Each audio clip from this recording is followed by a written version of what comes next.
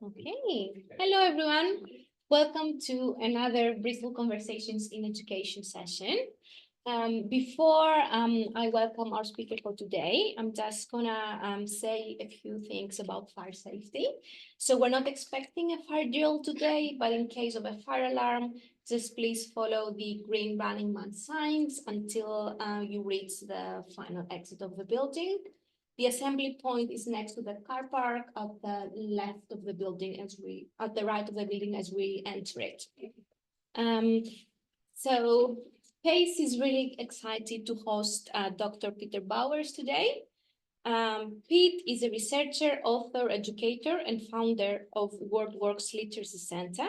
His vocabulary intervention introduced the phrase structured word inquiry. That study with grade 4 and 5 students found generative vocabulary learning for the structured word inquiry condition over controls. He has published widely on structured word inquiry and the effects of morphology instruction. Counter to typical assumptions, younger and less able students gained the most from including morphology in literacy instruction. Further, the greatest effects of morphological instruction are for phonological gains. Recognizing the importance of the work of Dr. Bowers, Louisa Moats invited him to film a presentation on structured word inquiry that is now required study for literacy trainers in the US.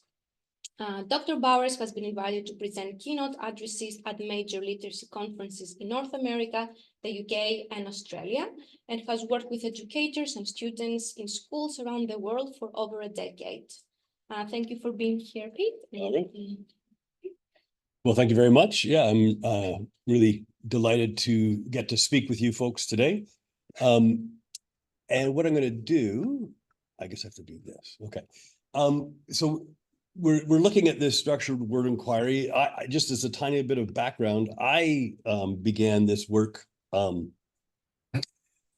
was a classroom teacher for 9 years when I ran into a resource called Real Spelling that did this very strange thing of explaining English spelling in a way that I never had perceived before. And I had been a classroom teacher, as I say, for 9 years, but was a terrible speller myself. So just brutal. And I had very little interest in spelling instruction. It just felt like a fairly useless attempt because I'd never seen it work. I never knew any teachers that loved their spelling instruction, that felt like you could have kids come in your classroom and who were really poor spellers, and then the teacher did something, and some of those teachers were really transformed into being really good spellers and liking spelling, right? Like, whereas I would have kids come in my class who weren't very successful in math or science, didn't think they were good at math. And then some of those kids, you could have a real profound effect on their success in math or reading or, any domain, but it just spelling seemed impermeable to instruction, it seemed to me. The kids could spell more words at the end of the year than they could at the beginning, but it's not like there was a systemic kind of change. So and being a terrible speller and a classroom teacher, I kind of thought, well, how important could spelling be? If it's not really in my way, in a serious way, but it was a problematic way of thinking about it, but I couldn't see anything else to do. And I happened to go to this one workshop, and within 5 minutes, the author of Real Spelling showed me tools and stuff that we'll be looking at today that instantly made sense of things that I had never understood, like not the whole system, but words that personally I hadn't been able to remember how to spell. The funny one was the word really, where I was trying to write the word really in a kid's homework book, and I didn't know if it had one or two L's. And you can imagine how many times I've seen the word really in print as a teacher in my 9th year in the classroom. So clearly seeing the word and reading it many, many, many times doesn't make it stick in my head in terms of spelling. And I would be recommended to think about I had a friend who tell me, oh, come on, Pete, of course it's 2 L's. It's really. And I say to them, well, how do I know to pronounce it really, not real E? And they just always kind of shove that one under the rug. And what I saw was at this session, the very first word that the person put on the board was the word real, and he drew a line and put an LY. And instantly I knew I'd never have to look it up again, because I did know how to spell real, and I did know there's an ly suffix. And I've never had any reason to think you drop L's when you add suffixes. So there's two L's because of the structure and meaning. And if I don't have access to spelling meaning correspondences, I can't make sense of grapheme phonic correspondences. Most people out there know there's two L's in really, but they just, if you ask them, they don't know why. So accurate spellers aren't better explaining spelling than inaccurate spellers, usually. They just remember. And one thing we know you can't teach kids is to have your brain. So we got to give you something that you can work with. So the frame that, that's, and I come back and it kind of changes my instruction, and I go back to Canada and ended up doing the grad work. That is what we're doing here.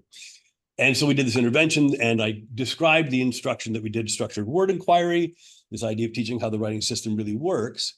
A way that I've been framing this work recently is like this idea that spelling meaning correspondences are missing in action. That we know that in schools, anybody who's learning in literacy in English has been exposed to phrases like letter sound correspondences, grapheme phoneme correspondences, or just instructional phrases like A is for apple, Z is for zoo, that convey that idea of the links between the letters and sounds of words, which is key.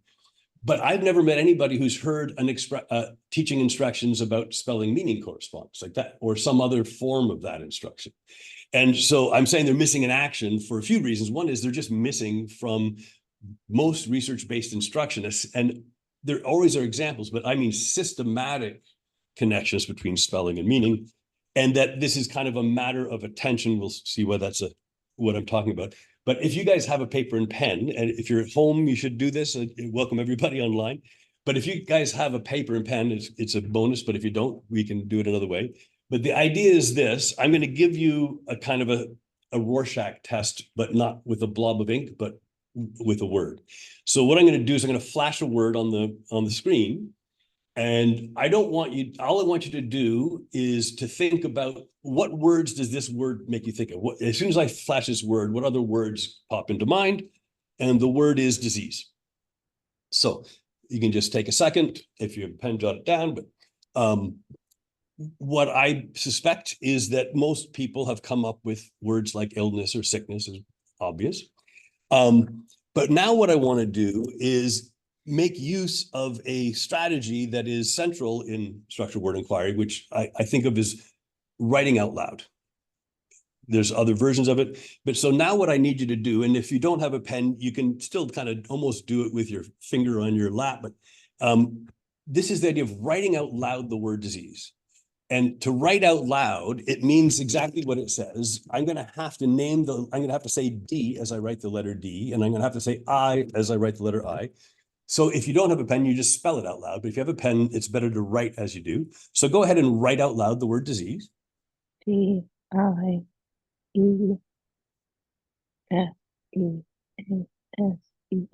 Someone's not muted, I guess. All right. So if you just did that, did anybody, I can talk to the people in the room, did anybody notice something about the word disease when you wrote it out? And I know that we weren't set here with pens and paper, so it's a bit of a challenge. You were writing it down. Can you spell it out for us? D-I-S-E-A-S-E. Does that bring to mind a word? Ease. Ease. And so how is the word ease, how might it be connected to the word disease and meaning? But it's the opposite, isn't it? So if you're feeling, if there's an ease about you, you're well. Yep.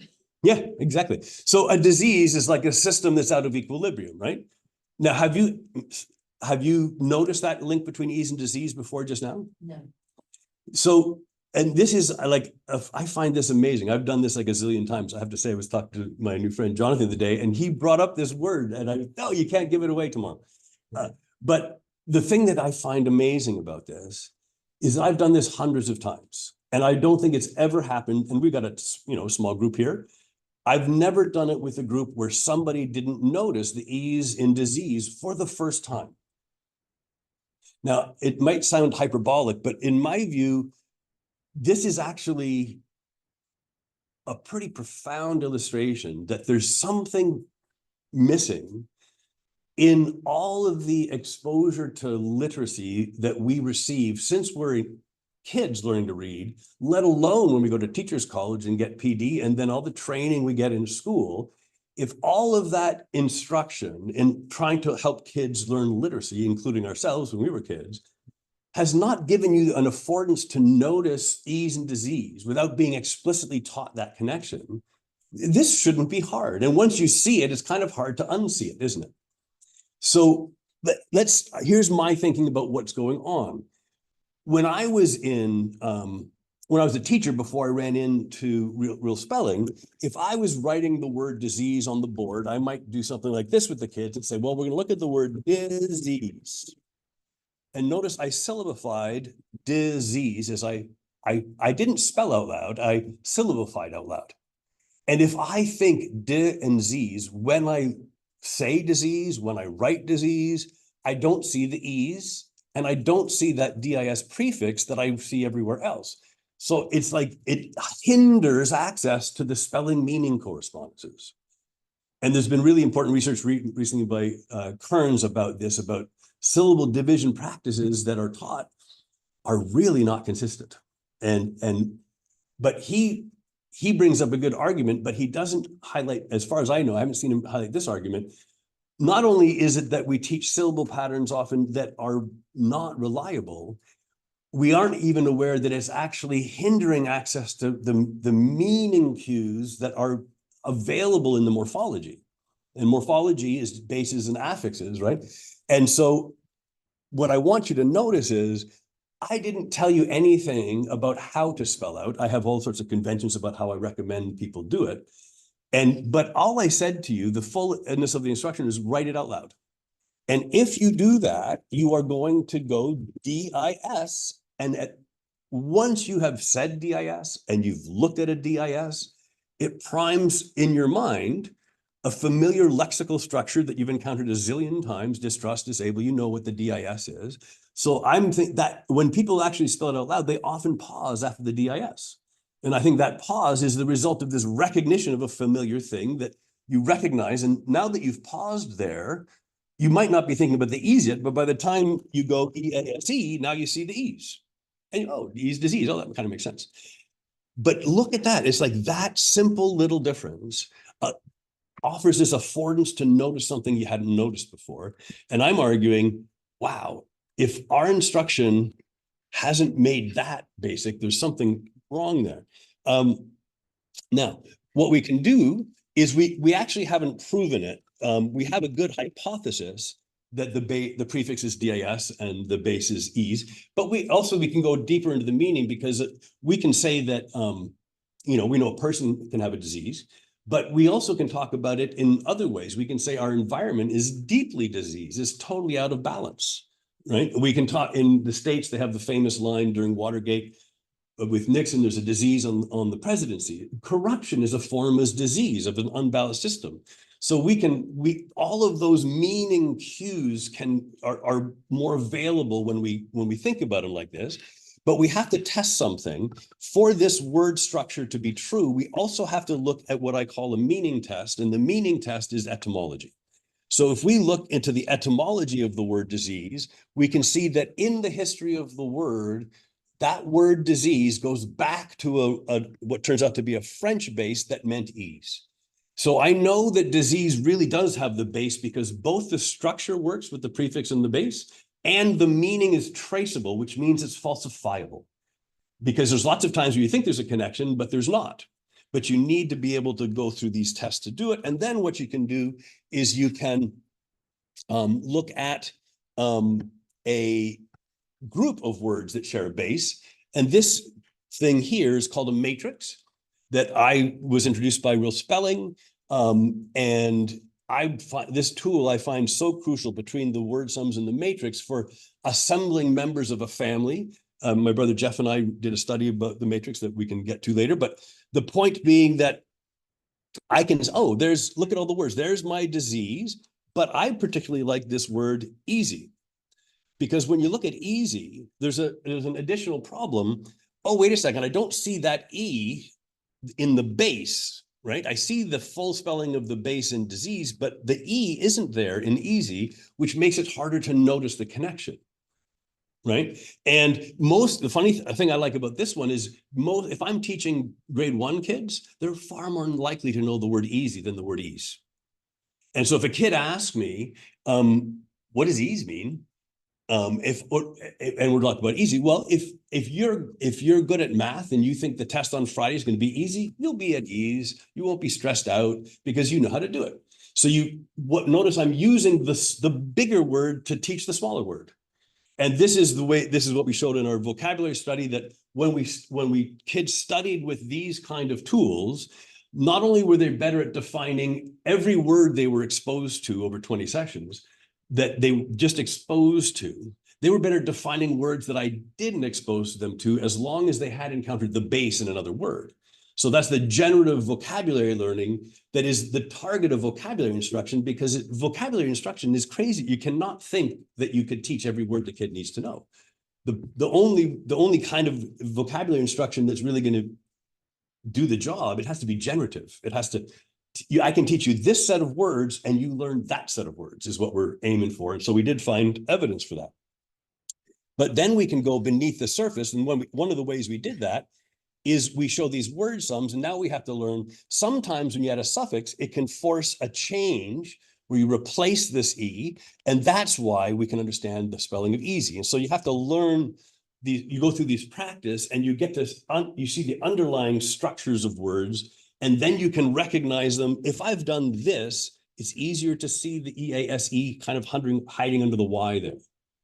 Now, what I want to give a frame for this work is, I've been interested in this Ian McGilchrist stuff, and he just made a point that I think is very indicative of what we just experienced, that the nature of the attention one brings to bear on anything alters what one finds. So if the nature of the way we're looking at words all the time is through a syllable lens, that's what we find. We find a dit and we find a z's, but actually that's not the structure of the writing. The actual structure is the DIS and the EASE. So we see what we're looking for, but it might not be what's there. And what we want is to have our brain encounters over and over again to build the right connections is the actual structure.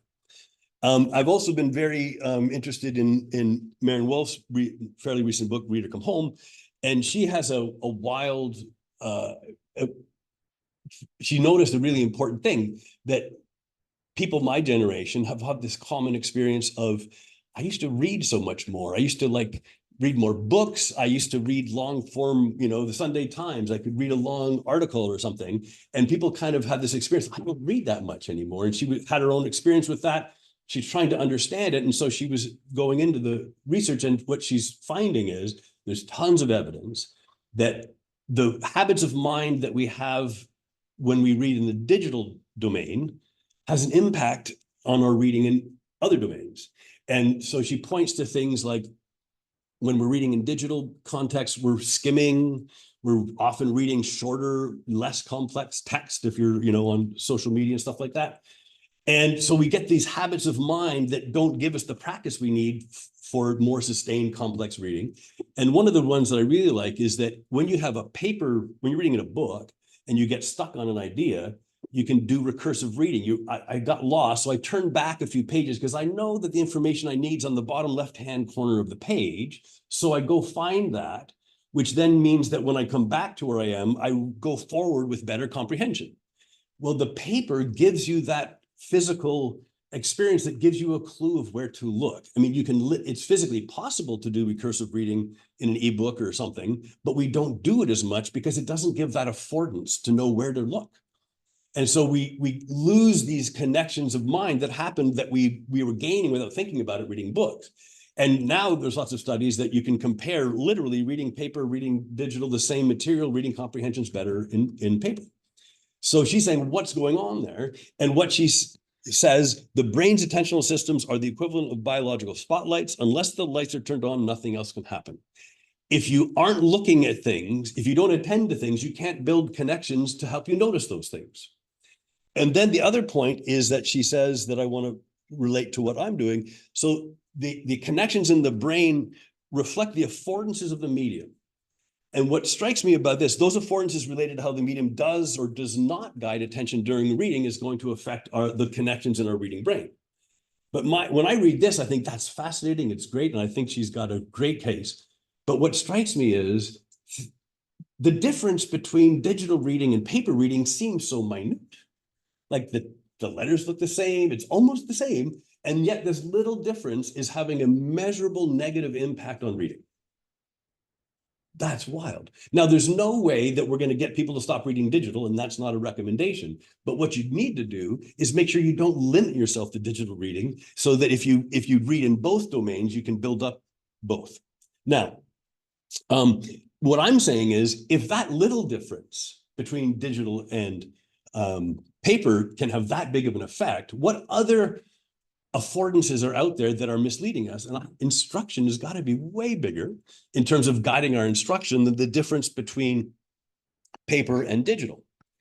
And you've maybe noticed I've been using this word affordances. I really loved this word when I read it, but it was interesting to me because I kind of had a sense of what it meant, but I thought I'd check it out. I was thinking it was a Latin-based word, but it turns out to be Old English. And when you look at it, it means forward, onward. So an affordance is something that gives you this benefit for when you move forward, that you've got connections now there. So you want to make sure that instruction gives everybody the best possible affordances for literacy. And so we kind of put these things together. If we think about statistical learning, self-teaching hypothesis of shares, and instructional affordances, how do these fit together? Well, there's an interesting quote about what statistical learning is. Human learners, including infants, are highly sensitive to the structure of their environment. Statistical learning refers to the process of extracting this structure. I think this is almost right, but there's a thing that I think is really important to revise. And that is to say, statistical learning refers to the process of extracting structure they perceive. Because you might perceive structures that aren't the real structures. When we perceive the syllabic structures of D and Z's, those aren't actually, the spelling system is not built on those syllables. It's built on the grapheme phonic correspondences and the morphemes and how they interact. So we do build a structure in a head for a D and a Z's, but it's just not one that is in the system.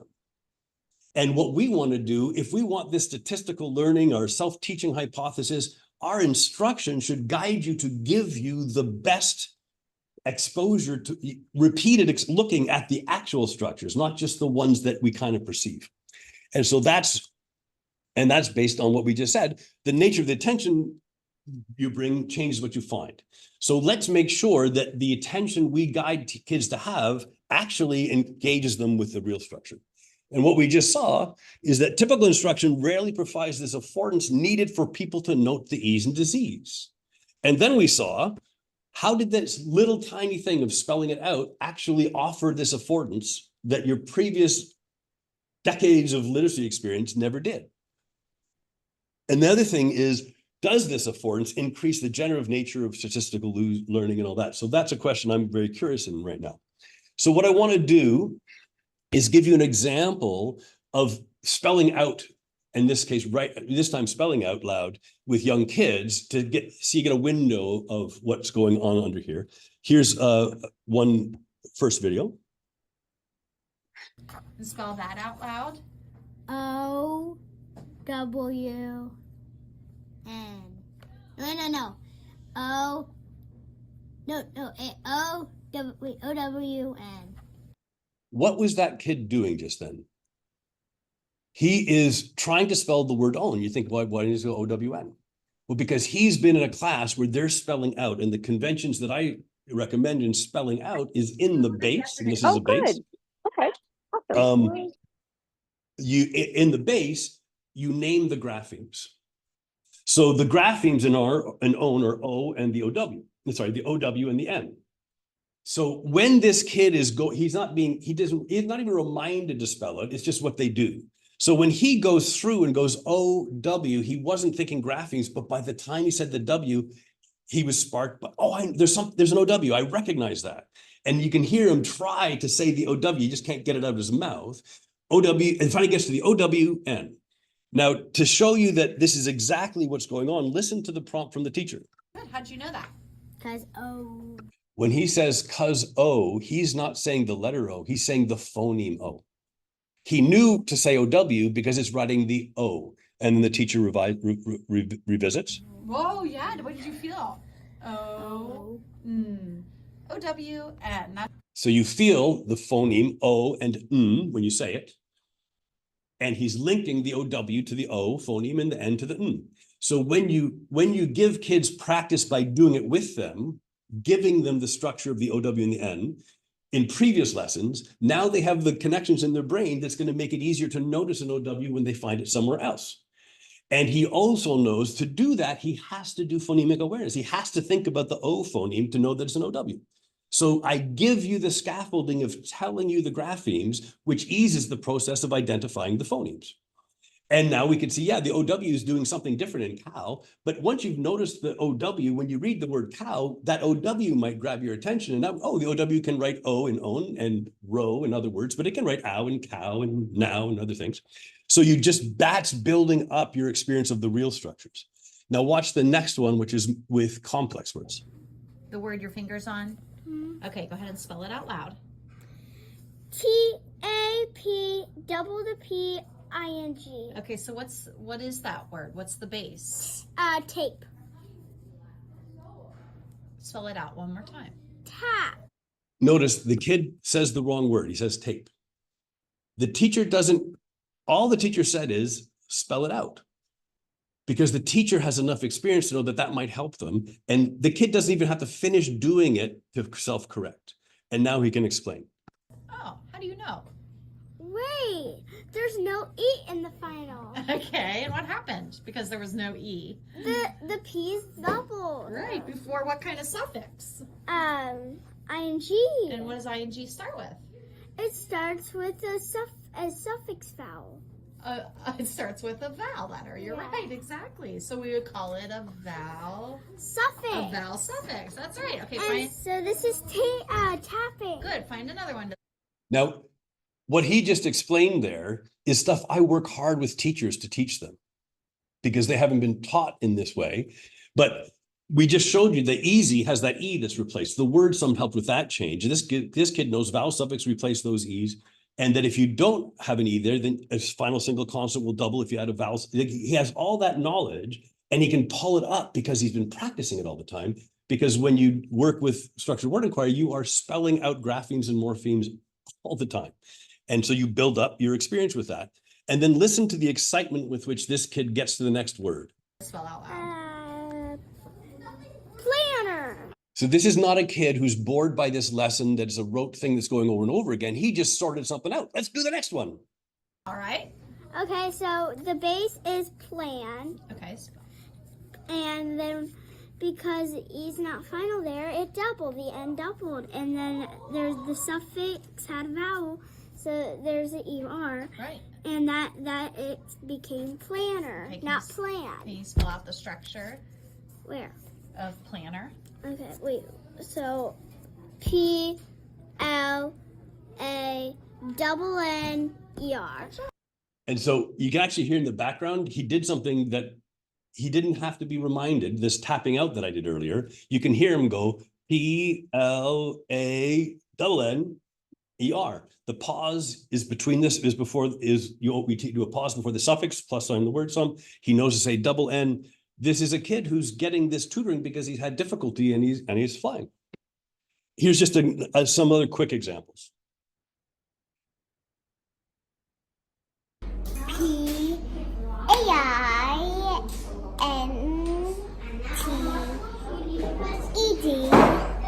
Painted. What does paint mean? Paint. Notice all the information we can assess from that kid. They know what the graphemes are in the word painted. They know the morphemes are in the word painted, and they can identify them. In teaching, you could have a little assessment thing. And if the kid said P-A-I-N-T-E-D, you would know they can name the letters, but they don't have the graphemes, they don't have the morphemes. And now, because this is central, because this instruction of the orthography includes both graphemes and morphemes, now you get to meaning. And listen to how the teacher probes how much information the kid has on that side of things, the meaning. Is mean like art. Art is about paint. And when we put a ed, it's made it painted. That you already did something. You already made the color. Can you add a different suffix to paint to find another word in the family? Painting. Can you put painting in a sentence? I am painting a door. Tell me. So you see all the little levels of things in this, like, that's a very short time to get a ton of information. Now, this kid happens to be rocking at it, but if the kid had problems, now I know what they need help with, right? So it's not labor intensive. You could do this quickly at the class is doing stuff. You have kids come up and you do little things with stuff you've been doing. Now, here's the other thing you notice, they're always doing these stuff from books. So these are books the kids have already been reading. It's not like an isolated word over here. It's actually in the context of something they've engaged with. And watch this kid spell out the structure of hiding and see if you can catch his error, because he makes an error. And the teacher, again, this is Fiona Hamilton at WordTorque, who I highly recommend. And I'll make sure if there's ways to get resources on the line, we can get them. But watch how the teacher helps the kid self-correct. Hiding. Hiding.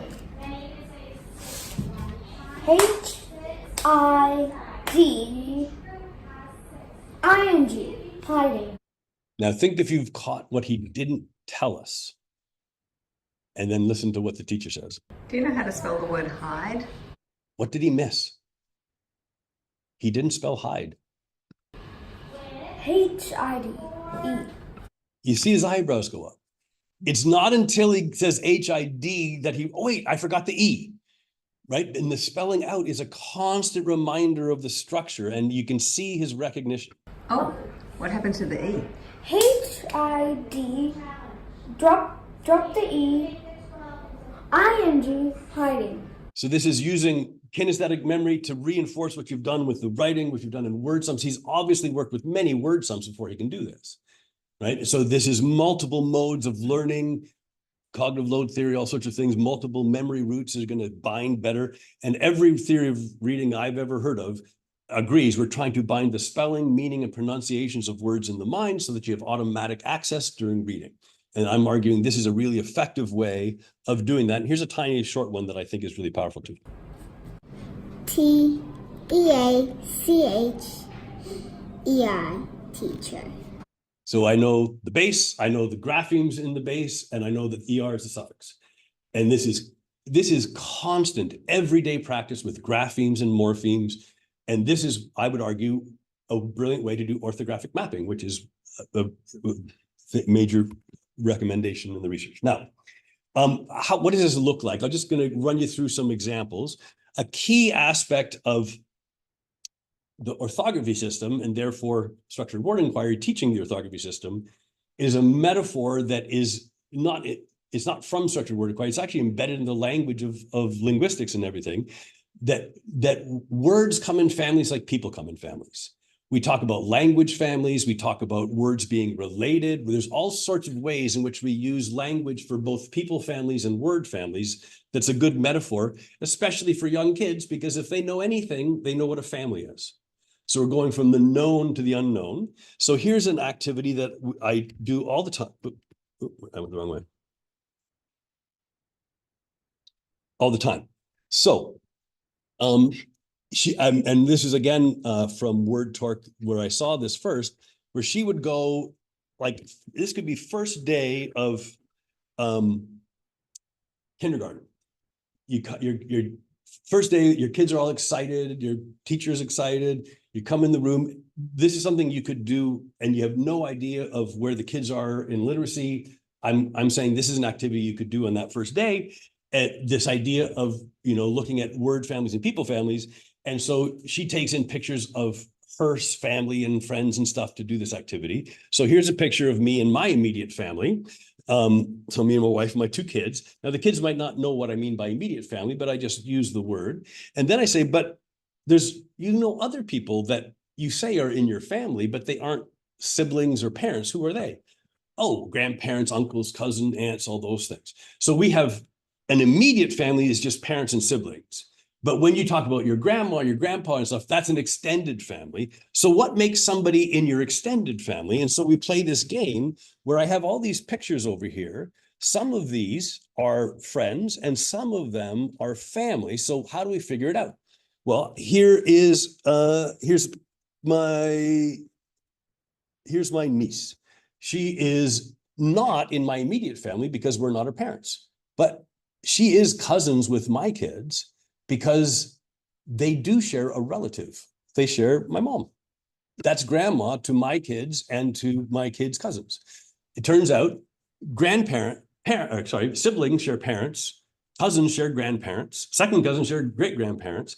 And so the farther you go back down the roots of your family tree, the bigger you can, the extended family you can identify, right? So if we're talking about words, hey, let's figure out how to go back and find the original source of sets of words, because that will give me access to the meaning of a bigger set of words, right? And so we go through the whole activity. Here's the friend, but this actually is my friend Fiona from WordTalk, but you know, she is a good friend. We're both teachers. We're in a very small group of people who could be said to do structured word inquiry consultancy. Lots of things are the same, but she doesn't get invited to my family reunion because we are not related. And the way that we can talk about that is we don't share common family roots.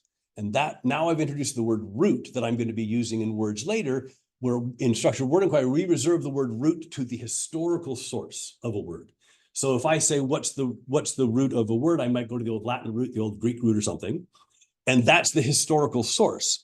And I want to get these words related and roots into the kids' understanding. And with the family thing, they can do that. Now, we can also point out that you can have more than one immediate family in the same extended family, right? Here's my brother Kevin and his immediate family. They are in if you are in the same immediate family, you're in the same extended family. But you could be in the same extended family, but not be in the same immediate family. Now, I'm not telling the kindergartners this on this day, but I'm telling you guys, this is setting up the immediate family is akin to the morphological family, words that share a base. The extended family is akin to the etymological family, words that share historical root. And that is a much bigger family, but you have to understand the two of them to understand the immediate, all of those families. So we're just getting that language going. And so here's a way that I talk about that language from the beginning.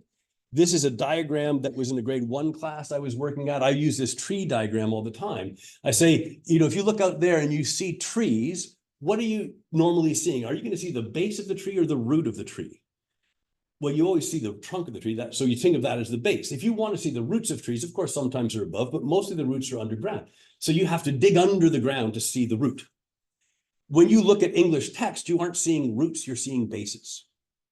And now there's use of the word root that's attested and people use, but they conflate root and base in a way that we avoid. And that's what I'm trying to show here, that base in structured word inquiry and everybody, it only uses this morphologically. The base is never used as the historical term. It's always used as a present day English structure. It's what's between the plus signs in the word sum or in the cells of a matrix. The base links morphological relatives.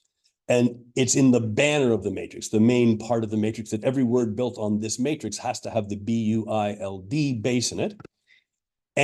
But that base can always be traced to a root. And the tree analogy is lovely because if you see a tree and you see its trunk, its base, you know it has roots, because if it didn't, it'd just fall over. There's no base in English that doesn't have a root. It's not possible. And they're connected. So the root in structured word inquiry, we restrict its use only to etymological, the historical thing. A root isn't English. It came from somewhere. Old English isn't English. It's a different language. Historical source of present day words, and the meaning of the root, the Old English building, is still in the meaning of base. And when you go to the branches, this branch has the base and a suffix. And so we can establish those concepts at logical levels for kids very young. And here's another basic activity to get at all these ideas. This is another kindergarten class in Thailand. By the way, that this video was, well, one of the videos we saw was in Thailand, second language kids.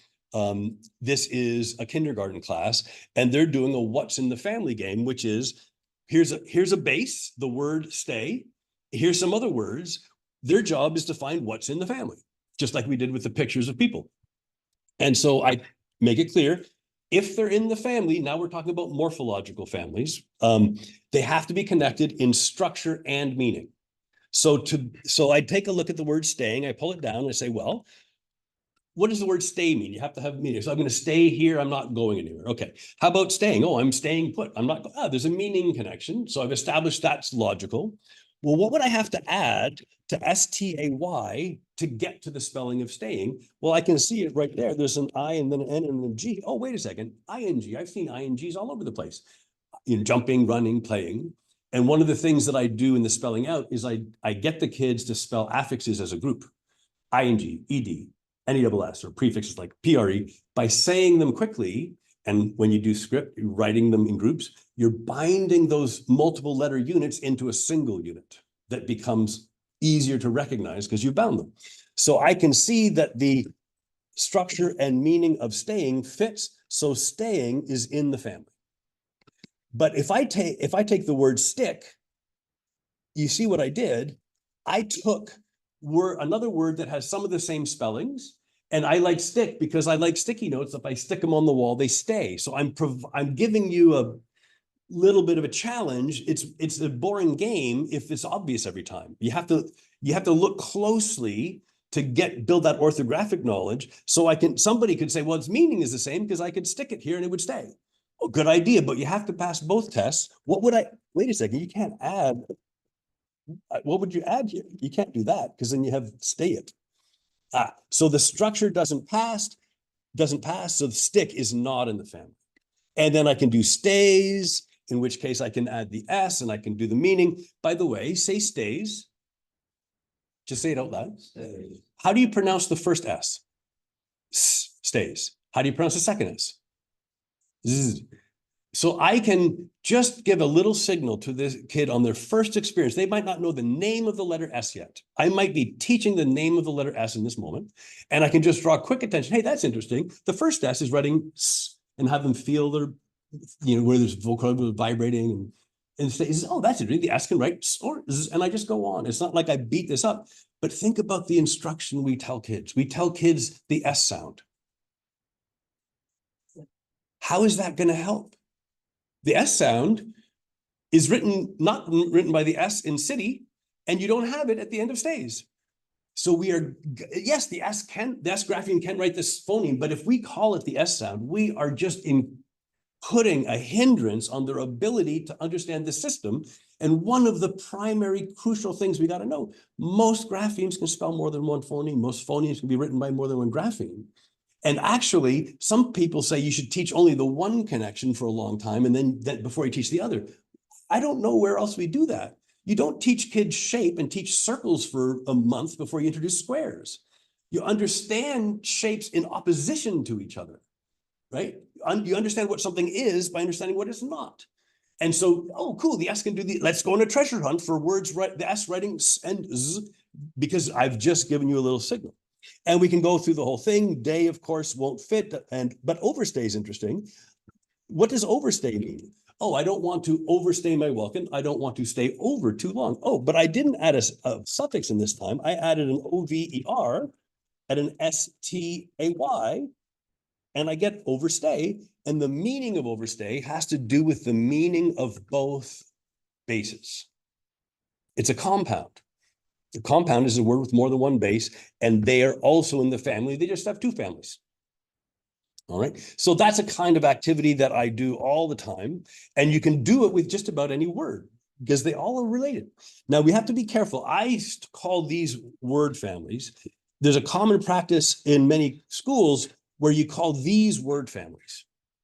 Now, it's not that you shouldn't teach sets of words like that, but if you're going to work with structured word inquiry, you cannot call this a word family because we restrict the word family, the phrase word family, to words that are connected in spelling and meaning.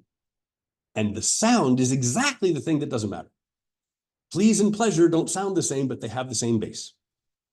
And you can work that out with word sums. So you certainly can teach these things, but they're we're talking about common rhymes here, but you also have to be careful because, of course, this pray has exactly the same pronunciation, but isn't spelled the same. So you don't want to give the impression because the last thing sounds the same, they're going to be spelled the same. Rhyming dictionaries, most words that rhyme aren't spelled the same.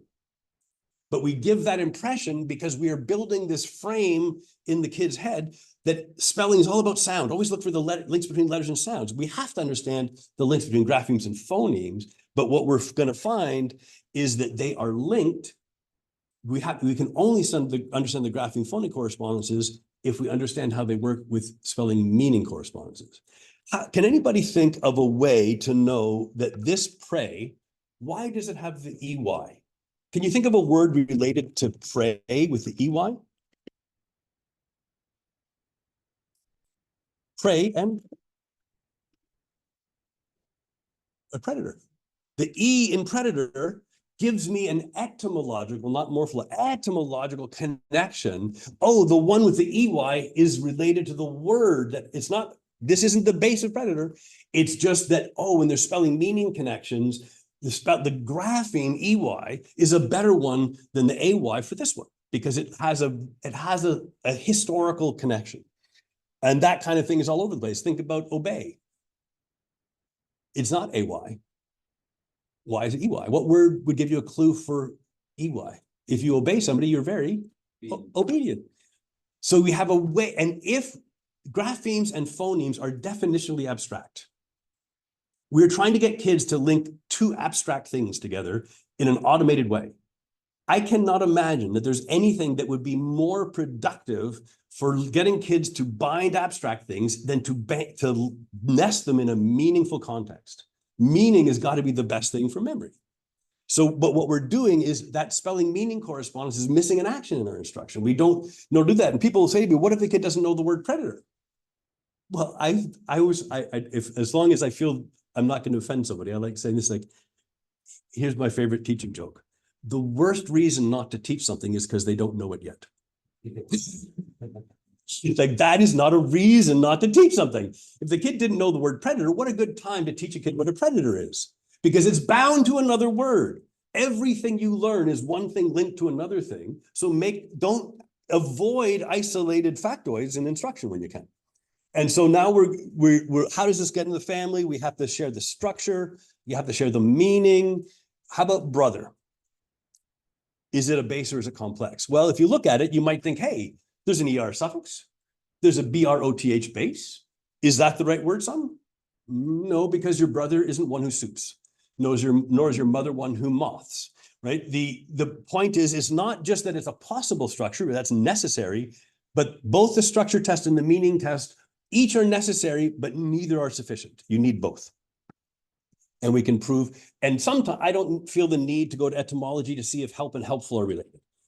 But there are many words where I've gone to etymology to prove to a kid that two words weren't connected, and I find out they are, or vice versa. So you always can go to a resource, but this is why this is scientific inquiry, because what we are bringing, structured word inquiry is bringing to the study of words is the ability to falsify hypotheses about spelling.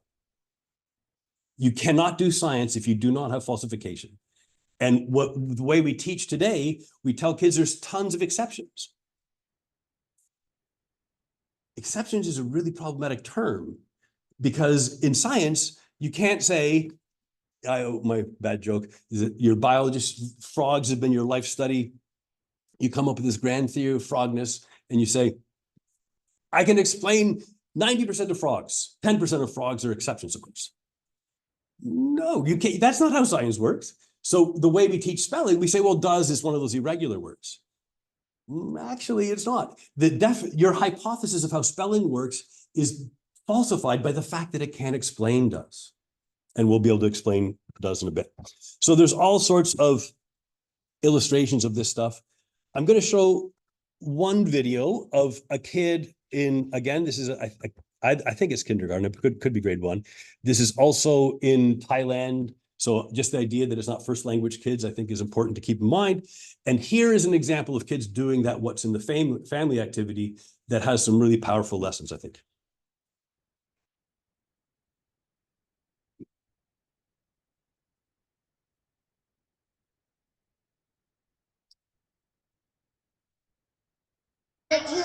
Out. Close. Jump.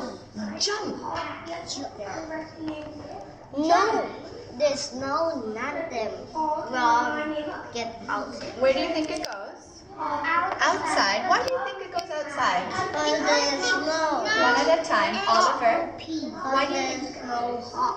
Because it doesn't have the structure, the HOP. Yeah. Only the P is in.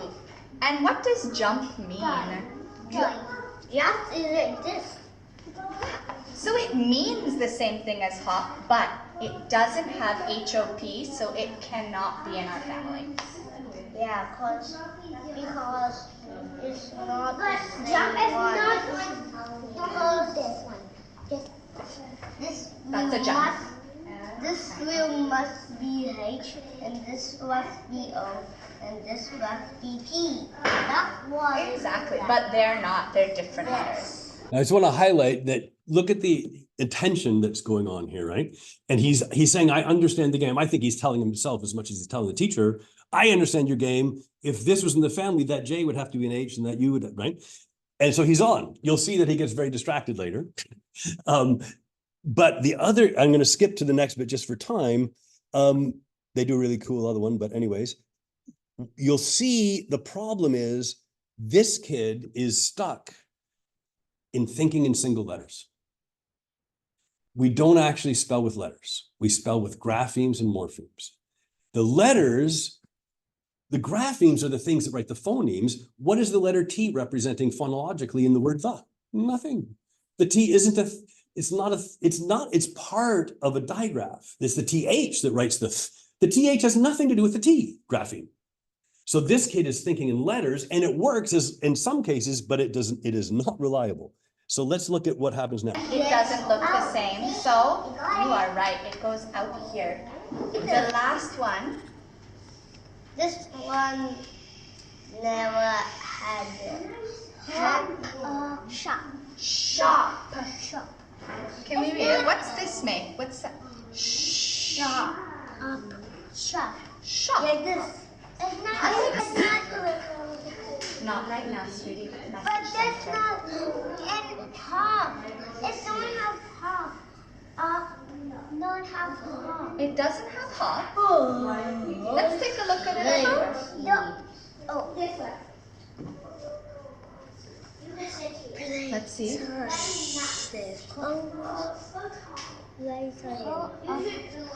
So it does have hop in it. But it has H. It has F and That is like such a profound observation, because he's been given multiple experiences before now, spelling out digraphs and trigraphs and all this stuff, right? We'll get back to what that means. So you think it should be here? Why do you think so, Will?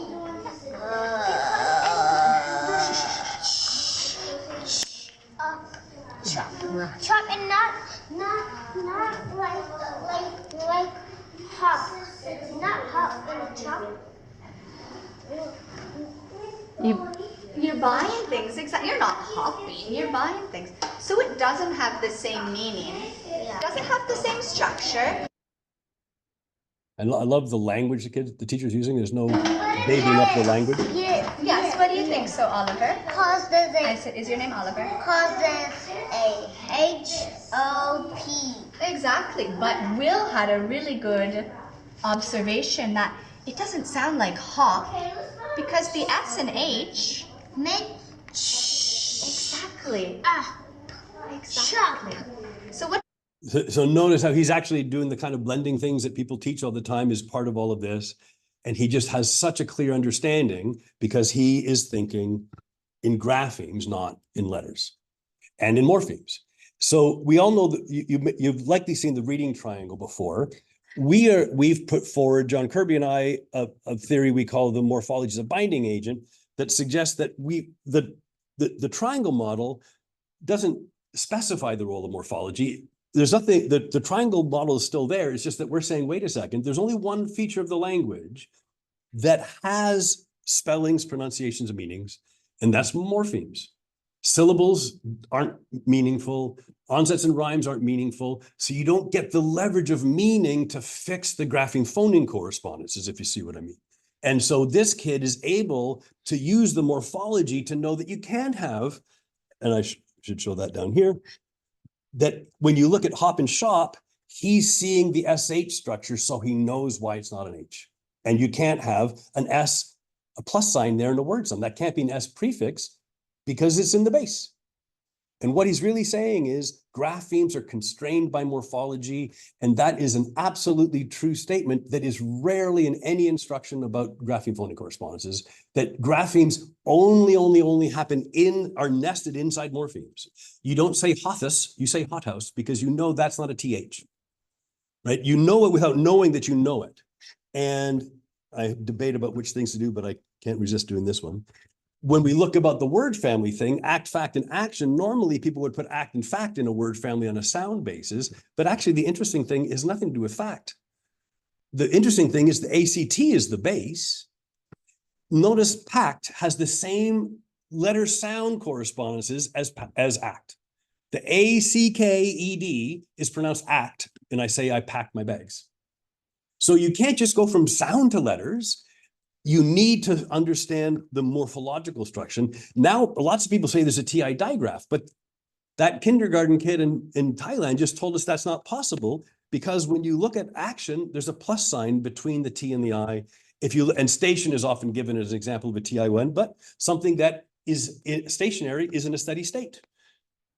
I've never found a TI sequence pronounced sh where there's not a plus sign between them. And now we can actually understand the grapheme phonic correspondences of the T. I've never met anybody outside of real spelling and structured word inquiry that teaches that a very common job of the T grapheme is to write the sh or the ch phoneme, but it only happens if it's after an I or U. So we've missed that one. How did we miss that one? So morphology provides these spelling meaning correspondences to help bind the grapheme phoneme correspondences. And I think this is a point that people often miss, especially about morphological instruction in general and structured word inquiry in particular. There's a criticism often comes at it that we don't spend enough time on grapheme phoneme correspondences. And it's like, it's the opposite. I'm saying one of the most important reasons to teach morphology is so that we can explain grapheme phoneme correspondences to kids. My experience was I knew I could write plausible grapheme phoneme correspondences because I knew what were possible, but I never knew how to choose which one. You can't help a kid learn that it's not action spelled this way, it's this way, if you don't draw on morphology. You're leaving kids to rote memory. So I know that I always run out of time, so I'm going to see if I can point a couple things. This is actually not a bad place to be. Okay. So what I'm saying is we have this missing affordance for spelling meaning correspondences. Oh, by the way, I missed my joke that spelling meaning correspondences are missing in action. They're literally missing in the spelling of the word action. Nobody teaches kids the grapheme phonic correspondences in the word action. Sorry, I had to tell you my joke because it wasn't clear enough. But this is something that's changing. I'm so delighted at the shift I'm seeing in research theory, where, orthography doesn't, this is here's spelling used farming despite morphemic alternation has been known for ages. It's just not present in instruction. And then here's other categories. This word reading accuracy, meaning, which has only begun receiving attention in the past decade or so. Check this out. This one blows me away. So this is also from David Scher. He points to the most cited research reviews that drive so much of our instruction. Look at the occurrences of phonology or phonological compared to the occurrences of morphology or morphological. So researchers have not been building their thinking on this interrelationship for that time. It's starting to change. And even the reading theories, many of them didn't mention the role of morphology. Orthographic mapping does, but it makes a case that the phonology is first. And our theory is pointing to that interrelationship. And a recent one I want to point to is Duke and Cartwright have this active reading model that is doing exactly what research should do. They're highlighting the famous reading rope model from Scarborough that claimed language comprehension and word recreation were separate things that then get intertwined. And there's no mention of morphology in it. Duke and Cartwright's model, they noticed that, and in other theories, and they said, we have to update, which is a good thing for theory to do, and points out that these are not separate. Word recognition, language comprehension aren't totally separate things. There's places where they overlap. Print concepts, reading fluency, vocabulary knowledge, all of which, by the way, invoke morphology, but also morphological awareness, and this crazy one, graphophonological semantic cognitive flexibility, which is actually a really good term, but they were wise to say letters, sound, meaning, flexibility, which is exactly what structured word inquiry targets all the time. And it is literally the only way you could teach kids to understand grapheme phonic correspondences. And so they're saying we got to start updating this stuff. So the theory is moving. Sadly, what I see in research practice is not at the same place. So here's a pile of words that are typically presented to kids as irregular. And can I sneak a couple more minutes? Yes, just to say people have to move to other. Absolutely. Sorry about that. Okay, thank you. I always go over. So look at these words. Kids are regularly taught that, yeah, sorry, kid, you got a bum language. You're going to have to memorize these. Well, look, it does. She does her work. I do my work. And when we look at this, we can make the word sum, and there's the morphemic consistency Duke and Cartwright were just pointing to. And now we can see doing, we can make a matrix. We can see it has the same structure as goes and going. Why would does be irregular? And we can talk about this, and there's nothing weird about the O writing oo, it writes it in do and to. There's nothing weird about the O writing it does it in does and oven. It doesn't happen as some of them are less common, but being less common doesn't make you irregular.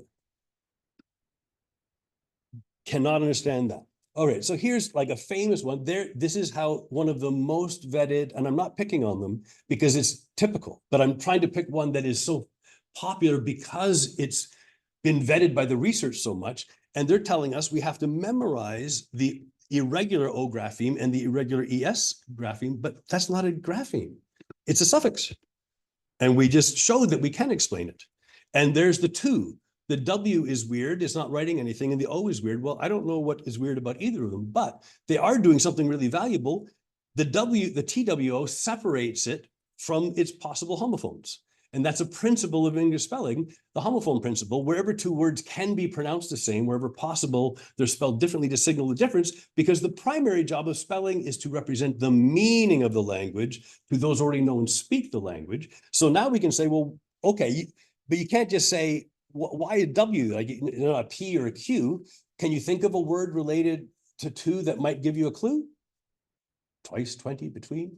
This is an etymological spelling meaning correspondence. Now, this one is actually taught in lots of places, but unfortunately it's taught like a mnemonic device.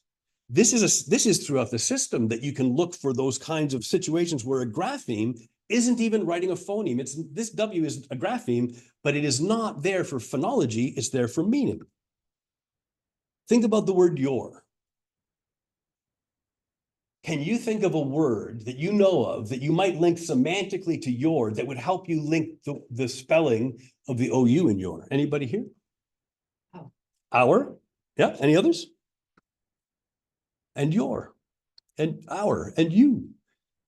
So to say, see, this is through the system, but we teach those etymological spelling meaning correspondences. We teach one or two of them, but they're actually systemic. And I've just given you this brief introduction, and you've already been able to make that link. You maybe have done, had you ever done that before? The your and our thing? Had you noticed that connection before? Okay, which is good, but now you're on the lookout for things.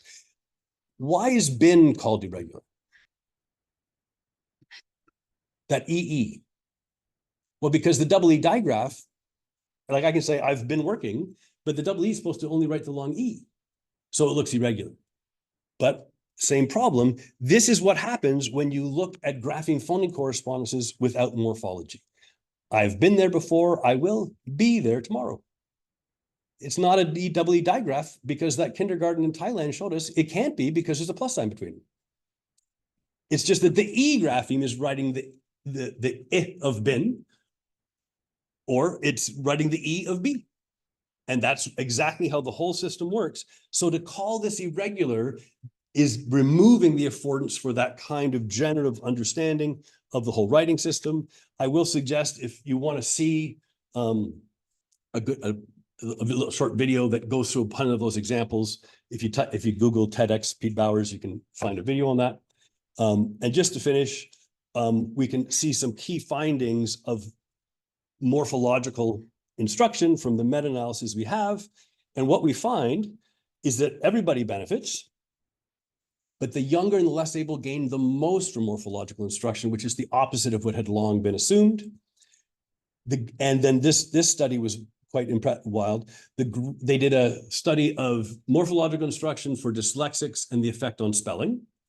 And what they found, to their own surprise, was that the bigger the spelling deficit the kid had at the beginning, the less effective was phonics instruction. The bigger the spelling deficit the kid had at the beginning of the instruction, the more effective was morphological and orthographic interventions. This is not what people typically thought. In fact, the authors did good. They said, ooh, this is against our hypothesis. But if they'd been looking at the meta-analyses back here, this should have been their hypothesis, because the younger and less able gained the most. And the other key one I really want to highlight, Goodwin and Ann did stats in theirs that showed that the greatest benefit from teaching morphology were phonological outcomes. And so look, here's the evidence for that. So here's their two morphological interventions. One was with kids identify learner certificates, others all students. If you look at it, the phonological awareness effects were almost all greater than even the morphological effects. The only place where that wasn't the case is for decoding with the less able. But so the point being,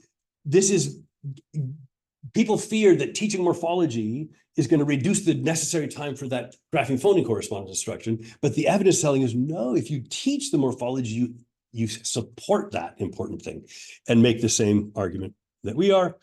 And since I'm already about 5 or 10 minutes over, I will stop there. Happy to answer questions, but I apologize. I knew I wouldn't pull it off. Good. Yeah. I was wondering, do you think there's any use then to kids studying like Latin or Old English? Well, it's a good question. When I first read into this stuff, I had a friend who said a great line. He said it's like you're teaching Latin only in English, which I thought was very cool. But my argument isn't that the evidence is what we're going to know is teach Latin. No, we got to teach how the English writing system works. And when you do that, you will never be able to avoid looking at Latin and Greek, and that's something that we do a lot. We go to etymology, and once you learn a little, but you only learn the Latin that you need for English spelling. Great if you want to take Latin for Latin, and when I work with people, teachers and stuff, the people who had done a lot of Latin, they're so fast at this because it does help. But I won't want to teach. My first step is to teach English writing. Yep. Thank you so much. That's fascinating. So just to give you context, I've taught English all my life. I've in schools during the 90s and then doesn't it? And then in university, and since then I now lead the PGC course. So I remember teaching word families and having great fun with my students in school in the 90s and yes. 11. Is this in Britain?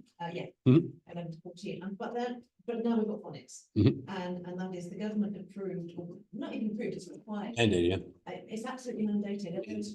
I mean, where's the room and where's the space?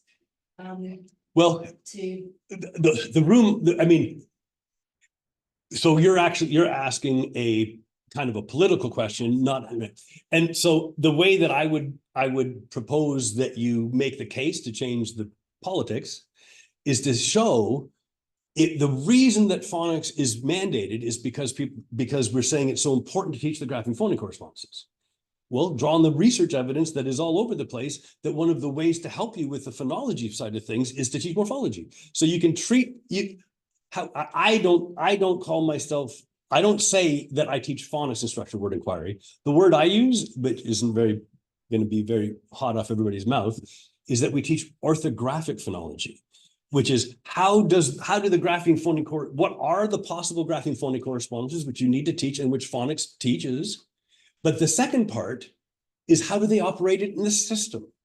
Because as a teacher of 9 years, I couldn't spell really, or I couldn't spell like a billion words. But it wasn't that I didn't know what the possible grapheme phonic correspondence is. It was that I never knew how to choose which one.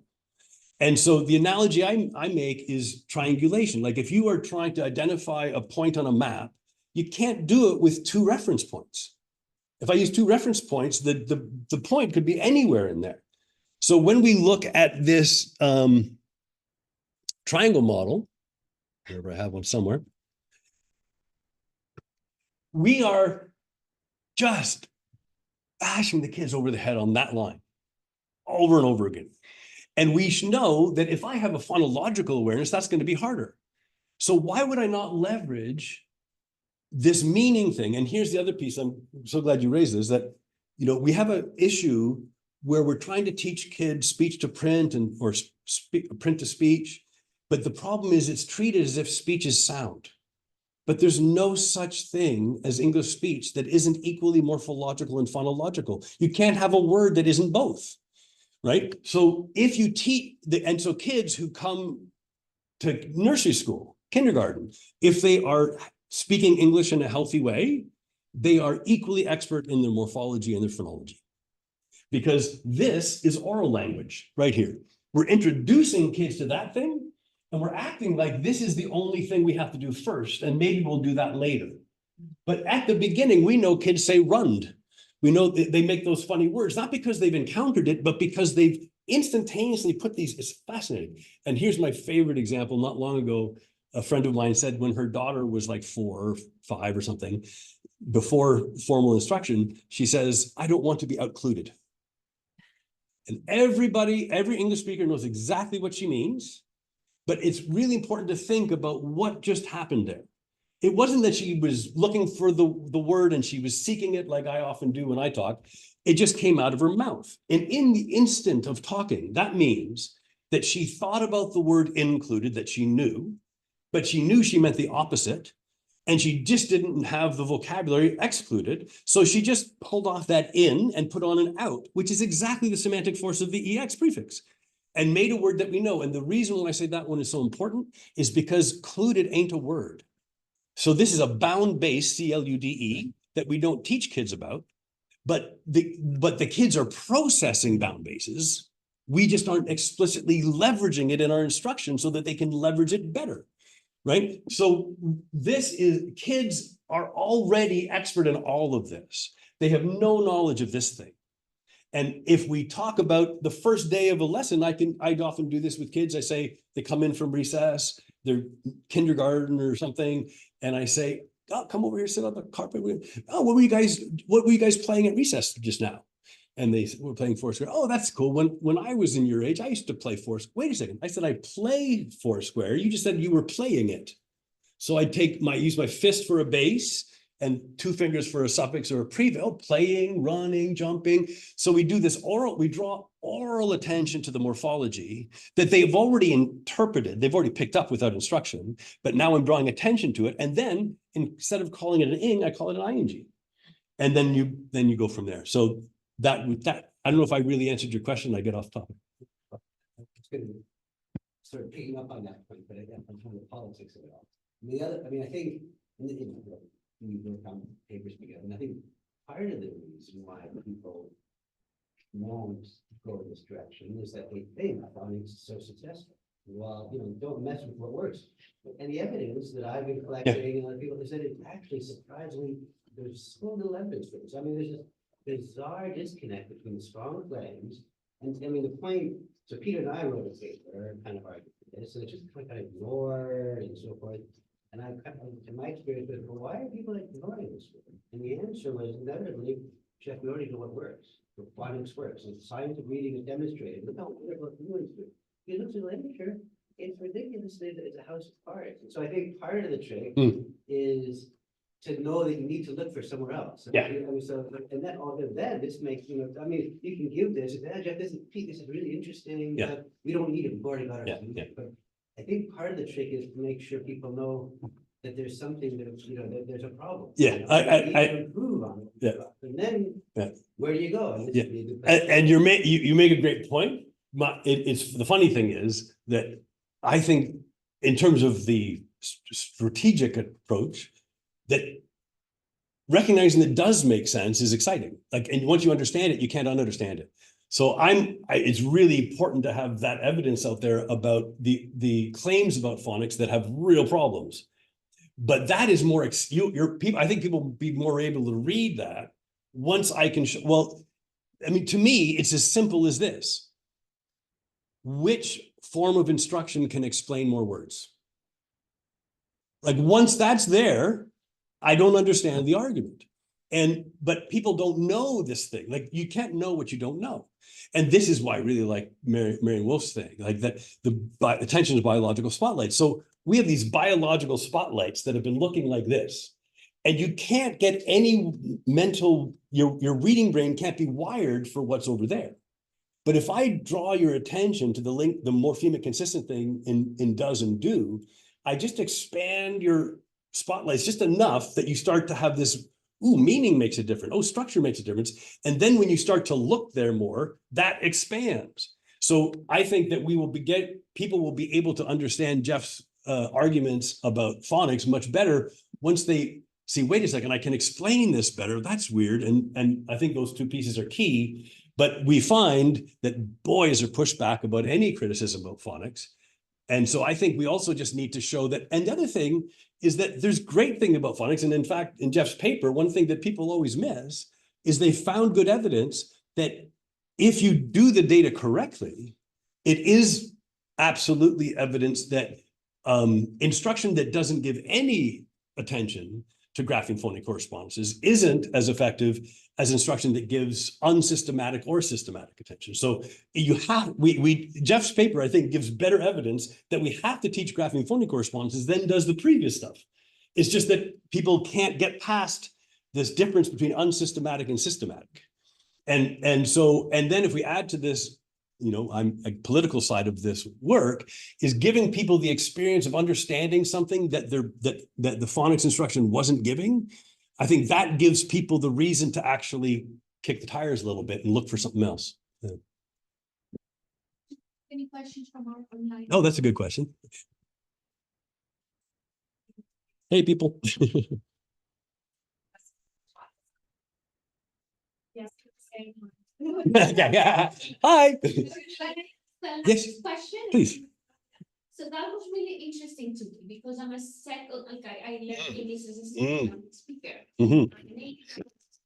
Yes. And I think the big part of instruction for actually, I'm thinking probably is because of the close connection of ancient Greek to modern Greek.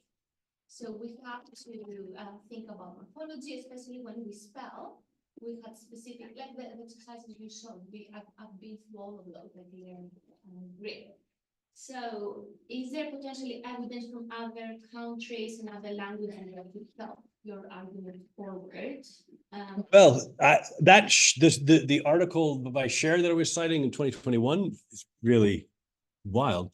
I think the title is something, is the science of reading only English or something like that. Because he's highlighting that we base so much of the research on reading on a language that isn't even spoken by most people on the planet. It doesn't even have the most common alphabet or writing system, I should say, right? So it's like, whoa, that's a wild kind of egocentrism to English. But what he's saying in that is he's pointing to these things that I'm saying about the morphemic consistency. That's also an issue in other languages, right? And an interesting thing about, I don't know much about Greek, but there's shallow and deep orthographies. Like if you teach phonics in German, you do less hindrance to the morphology because you don't hide the meaning cues as much. I would say you should teach morphology in German too. But at least you don't have the thing like you not understanding that action and act are related because they don't have that. The oral language doesn't shift the pronunciations of morphemes all the way. So I think it is relevant, and there are people doing matrices and stuff, and I'm looking for something right now to show you that where I lived in Ecuador for my first teaching, and I didn't know any Spanish. I had some French from Canada, and I wasn't particularly good at French either. And so, but I learned to speak. I didn't study how to read or write. I just hung out with people and, you know, got my Tarzan Spanish going. And then I was working on a chapter with John Kirby, my supervisor, in a Canadian publication, and they wanted to have reference that kind of stuff. And so I made this, so I didn't show you this, I kind of signaled with the kid thing, but this oval I use to mark etymological families, right? So anything in the oval has the same root. But this is an English matrix with a bound base AME that goes back to the idea of love. And I know amorous and amicable and amiable. And so you can see the meaning spelling connections, right? But this is a Spanish matrix. And and if you don't know any Spanish, you probably know the word amor, right? Well, that's there.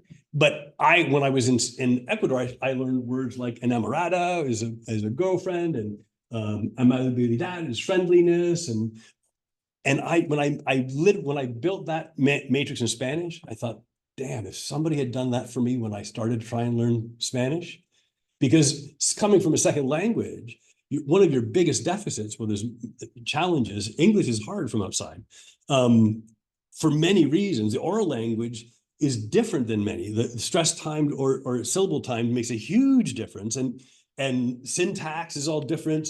But vocabulary, if you when you first learn a language, you don't even have the words to do anything, right?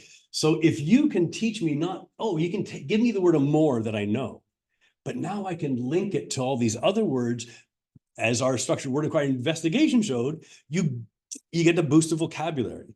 And so what I want to see, and I try to get people doing this in Canada, where French is a official second language, and in the States, as well as Spanish, we should have schools that teach the structure and meaning of English orthography and the structure and meaning of the other language, and you'll learn both better. And just on that point, when I teach kids who have, say, come from a Romance language,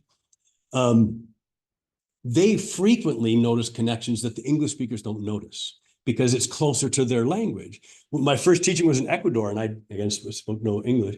And at first it blew me away. My weakest English speakers would use the more high register English words. Like instead of saying car, they say automobile. And find, because it's closer to what they say, right? So that same thing happens in the classroom. And in the classroom, it's so powerful because a kid in the class who is typically thought of as less, struggling because of second language, often becomes the star of the show for having made the connections that the others didn't see. And then they see their home language as a benefit for this other language they're learning.